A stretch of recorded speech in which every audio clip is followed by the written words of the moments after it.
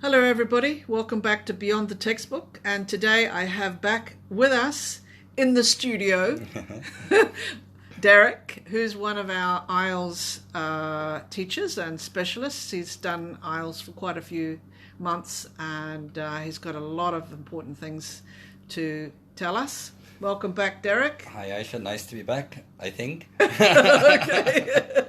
Okay, so our podcast today is all about the writing task, the first writing task, writing task 1. Yes. And today we're going to be focusing on things to remember. Yeah.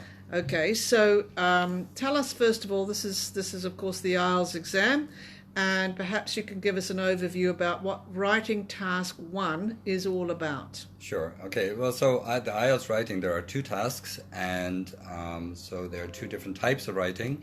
But specifically, task 1 is basically writing a report. You have to write a report. So they give you some kind of a chart or a picture, and basically you have to convert that picture to words. In the simplest way, you have to describe what you see in the picture.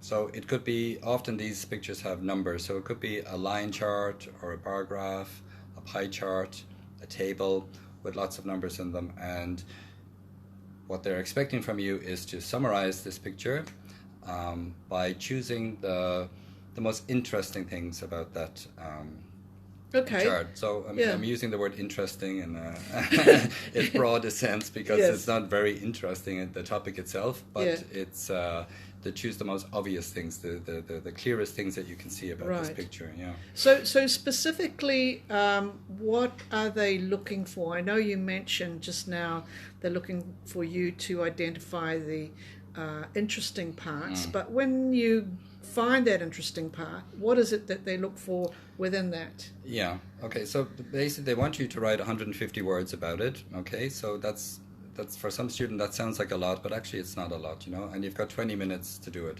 So really, the first thing they're looking for is for you to describe the trend, which means, so they're looking for like what's happening over a period of time. So for example, they might give you, for example, some information about the population of older people in 3 different countries, okay, starting from 50 years ago until now, or maybe 50 years in the future, okay, and they'll show you the ups and downs of how the population is changing. And so they want you to describe, so you're going to tell them that it seems that the population of older people is increasing in all of these countries or decreasing in these countries. So they want to know the trend, and then they want you to do some comparing and contrasting of these countries, to say 2 countries are very similar or one country is completely different to the other countries. So they want you to pick out those things and describe them. So it's really just identifying the trends and being able to perhaps use the correct vocabulary for that, like increasing, decreasing, similar, different, knowing that kind of vocabulary. Yes, exactly. Yeah.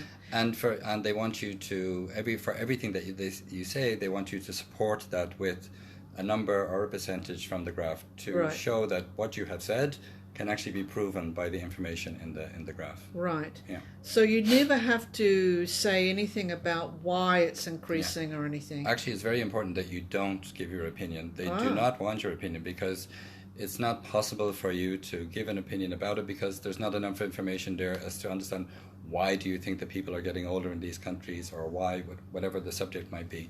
So they specifically don't want you to. It's purely based on the information in front of you. You just describe it. Don't give any opinion about it. Okay. So, and how many paragraphs do they expect? Yeah, so it's 150 words, and that has to be over 3 paragraphs. Okay. So we have as usual, you have your introduction. And basically that just means rewording the question using, so we said paraphrasing, which is the key word in IELTS, by rewording the question, saying the same thing using different words. And you have to make sure that you describe what this graph is, where this is happening, and over what time period it's happening. So you have to say what, where, and when in the first paragraph. The second paragraph, they called it an overview, which is just one line sentence or 2 line sentence to say in general, what's the general trend in here? So basically everything, all the lines are going up, all the bars are going up, or all the lines are going down. So what's the most obvious thing about this graph when you look at it? And the third paragraph will be the biggest one, where you go into detail of choosing those interesting points of the graph, describing them, and then supporting them with numbers and percentages. Right. So do you have to have a conclusion paragraph? So, well, your overview is actually what we consider a conclusion, but a conclusion means that you have to draw some conclusion from this, which means an opinion. So they don't refer to it as a conclusion in terms. Okay. So the overview is the term that they use, and that just means in general what's happening in this graph. Right. Yeah. Okay. Yeah. So you've been teaching IELTS many times, and particularly this topic. And I know you have come across some common errors that students make. Can you tell us the first most common error you would say? Well, so the usual thing with any writing, not just specifically to task one, of course every student has some grammar, spelling problems, punctuation problems, forgetting full stops and commas and apostrophes and those types of things. Yeah, so that would be the most common type. But specifically within grammar, I think the biggest problem that in task one, because you're always given a time in things, so there are always years mentioned in it. Okay, so the first thing that you should think about when you see the years is you immediately think, what tense do I need to use? Is this information all about the past? So you should always just use the past simple. Are they making predictions about the future? So you're going to have to use will and going to, predicted to be, those type of things. So often students just look at the thing and they just use present simple to describe it, and they don't take into account that this is about the future or about the past. Okay. And so that's one of the biggest where students fall down. They will lose a lot of marks for not getting the right tense when describing the time period. So appropriate grammar for what they're trying to express. Yeah. What about what's another one? Well, sometimes when they're describing it, they might miss the fundamental point of the graph itself. So earlier I talked about they might give you a line graph about the population of people over 65 in 3 different countries, and so you must be specific to say that each time you mention something that you're talking about the population of older people or people above this age, and sometimes they just refer to as the population is increasing, and that's not true, because that's too broad. You need to be very specific about what part of the population is increasing. So they will forget to mention that, and they're not giving correct information. So they're not being specific enough. They're missing the point of it. Related to that graph. So they need to be very specific about what this line represents. Right. And they might be too general about it. And so they're actually not giving truthful or correct, accurate information because of that. And another one? I would say that, so we thought about the second paragraph is your overview, which means it's a general statement about it, which, as we said, that the population of older people in each country is increasing over time. That's the most obvious thing about this graph. Some students will get very, very specific about it, and they have the opposite problem actually. So they will say, in general, the population in Malaysia in 1940 over 65 was 25%. And that's a very, very specific part of the graph. It's only one little thing on the graph, and it's not describing the general trend at all. So they're doing the opposite problem. Instead of actually being general, now they're being specific. They need to pull it back and be general again. They get too specific in the overview, and they fail to understand what an overview really is. It should be just very, very general. Like the big picture is what we're trying to get them to write about, instead of focusing on one little thing. So they're too specific there. That one, And one more common error? I say the last one is that, so I said that for everything that they write, everything that they describe, they have to support it with a number or a percentage from the graph. And so often they will make some very good points and say, this line shows that this is happening in this place at this time, and then they don't give any numbers or percentages to support it. So they've only done half the job, half the work. So they have to make sure that they support everything, so that the person who's reading it can see that what they have said is true without having to look at the picture. So they have to support it with a point. So maybe we can just summarize here. The first one was about using the correct grammar. Yeah, for, and specifically the correct for tense. Tense, and yeah. for the tenses. Mm-hmm. And the second one was about making sure that when you're describing the lines, so being specific about what each line represents. right. You need to be specific, and then the third one was But you don't. in the don't be overview, specific. don't be so specific. Yeah, be very general in the overview, because that's what overview means. Yeah. Right. And the last one was about to support everything that you say with numbers. Yes. So everything just should be supported. Yes. It's quite. I always find that the writing task one quite an interesting task that IELTS have decided to employ. Yeah, we always think it's about essay writing, assignment writing, which is that's task 2 is essay writing.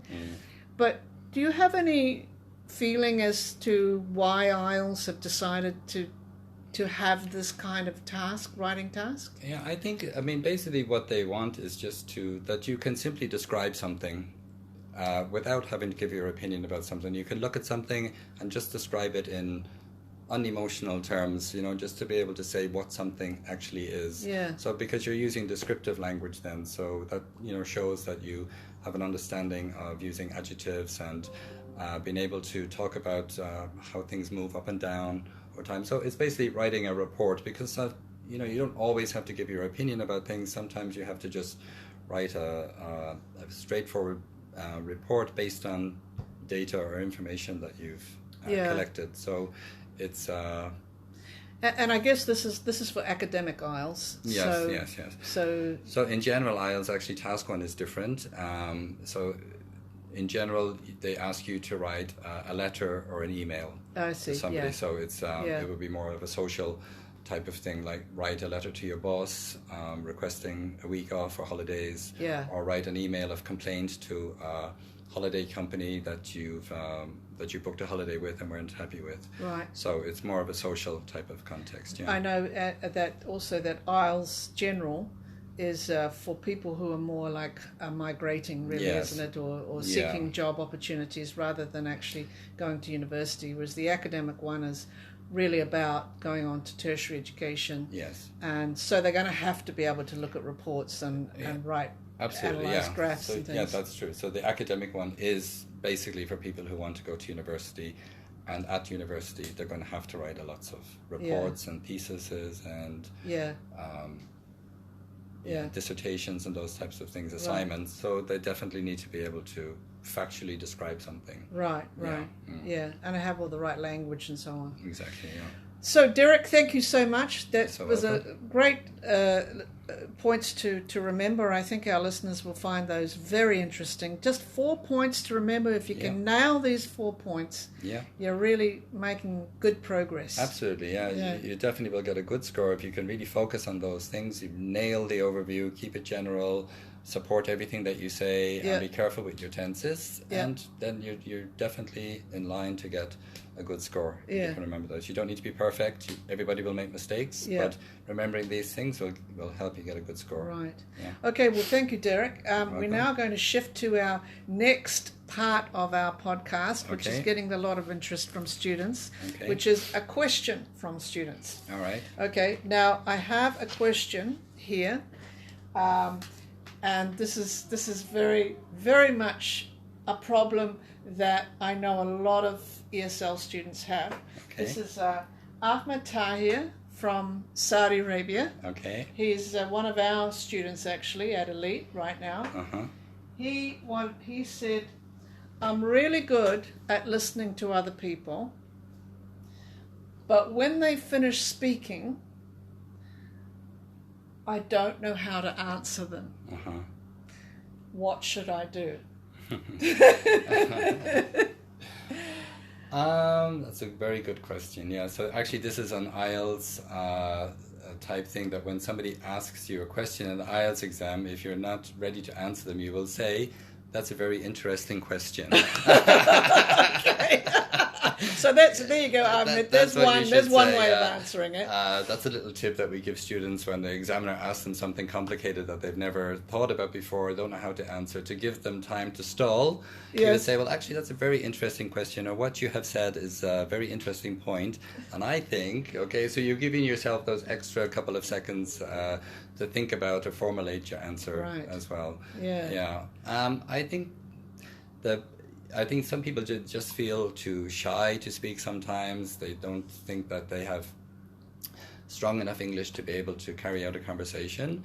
But I think in a situation like Ahmed, that he should always attempt an answer, try an answer, and maybe he'll make a mistake, no problem. Maybe people won't understand him, but you'll never learn unless you make these mistakes. Exactly. So you should always try to say something in response. Yeah. Okay, but whatever it is. Yeah. And I think people also get confused about listening, as in like listening to music, listening for some particular piece of information, and actually having a conversation. Yeah. I think there's slightly different skills involved there.